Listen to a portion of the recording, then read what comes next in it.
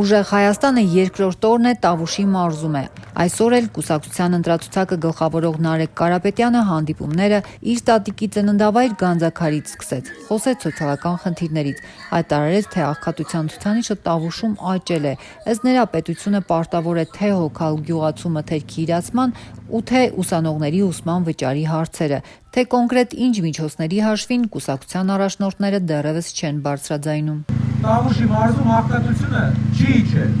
նոր գործարաններ, նոր աշխատատեղեր չեն ստեղծվել։ Ստեղծվել են աշխատատեղեր մենակ պետական ապարատում, որպեսզի իրենք ծանոթներին տեղավորեն, բայց այ աշխատող մարդու կյանքը մի փոքր չի լավացել։ Գանձաքարում Կարապետյանը պնդեց, գործող վարչապետ Փաշինյանը լավ խոսում, բայց վատ գործ է անում։ Ամիսներ առաջ բիզնեսից քաղաքականություն մտած ուժը պնդում է, իրենց մոտ հակառակը կլինի։ Հիմա մեր ժողովուրդը պետք է ընտրի։ Ընտրում է մի ղեկավար, ով քչախոս, աշխատատեղ է ստեղծում, գյուղացիների համար ապահովում է լավ կյանք, թե ընտրում է մի առաջնորդ, ով շատ սիրուն խոսում է, հետաքրքիր է ամեն օր իրար նայելը, էս անում, նայում։ Բայց տանը քո երեխային պահելու համար քո միջոցները չեն ավելանում։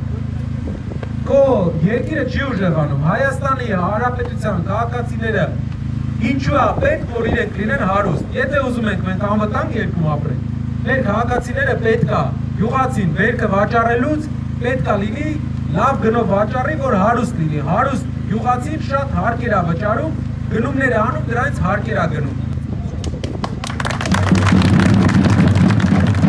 Տեղի բնակիչներից մեկը Ռազմիկ Մադայանը համագյուղացիներին կոչ էր անում ուժեղ Հայաստանի առաջնորդ Ռուսաստանաբնակ Սամվել Կարապետյանին չկապել երկրորդ նախագահ Ռոբերտ Քոչարյանի հետ։ Կարապետյանը Քոչարյանի հետ вообще կապ չունի։ Вообще կապ չունի։ Մի բերեք խառնեք իր հրապորտես։ Կարապետյանը մեր գյուղի թորն է։ Մեր գյուղի հավան թորն է։ 40 տարի նրանց կամ բերած կամ հետո տված կամ հետո մենք կերել ենք, մեր եղել են, մեր թորները կերել են։ Վերջին ինչ եմ ուզում ասել, որ մենք բոլորս ես լիչնը, Ռազմիկ Սուրենի Մադայանը, ընտրելու եմ պարոն Կարապետյանին։ Նարեկ Կարապետյանն իր նախընտրական ելույթներում խոսում է երաշխավորված խաղաղության մասին, առանց դրա Ադրբեջանի հետ խաղաղություն չեն պատկերացնում։ Երկարաժամկետ խաղաղությունը մեծ ռիսկ է լինելու։ Մեզ պետք է երկիր, որը ստորագրի, որ մեր եւ իրենց մեջ կա երրորդ կողմ, ով կկիրառի միջոցներ։ Իսկ կարողության մեծ մասը Ռուսաստանում կուտակած գործարարի քաղաքական ուժը երաշխավորների մասին խոսելիս, սակայն Ռուսաստանի ու Իրանի հետ նաև նրանց հետ հակամարտող Միացյալ Նահանգների անունն է տալիս։ Կարապետյանին հարցրինք, ինչպես է պատկերացնում, որ տարիներ ի վեր խորը տարաձայնություններ ունեցող այս երկրները Հայաստանի հարցում կնստեն մի սեղանի շուրջ ու կպայմանավորվեն, ասաց շահերի համընկնման դեպքում դա տեղի կունենա։ Օրինակ Իրանի համար կարևոր նշանակություն ունի Հայաստանը որպես ելք դեպի Սև ծով Եվրոպայի շուկա։ Դրա համար իր համար կենսական է։ Ամերիկայի Միացյալ Նահանգների համար Հայաստանի անվտանգությունը կարևորագույնն է մեր լավագույն բարեկամ երկրներից է եւ նաեւ TRIP-ի մասնակից։ Նաեւ տարածաշրջանային մենք ունենք դասական դաշնակիցներ, ովքեր պետք է տարածաշրջանում լինեն։ Մենք տեսնում ենք, որ շահերի համադրությունը տարբեր տեղեր տարբեր երկրներում իրենք նստել են մի սեղանի շուրջ եւ արդյունքի են հասել։ Այսօր Կարապետյանի քարոզարշավին ոչ միայն Գանձաքարից էին եկել։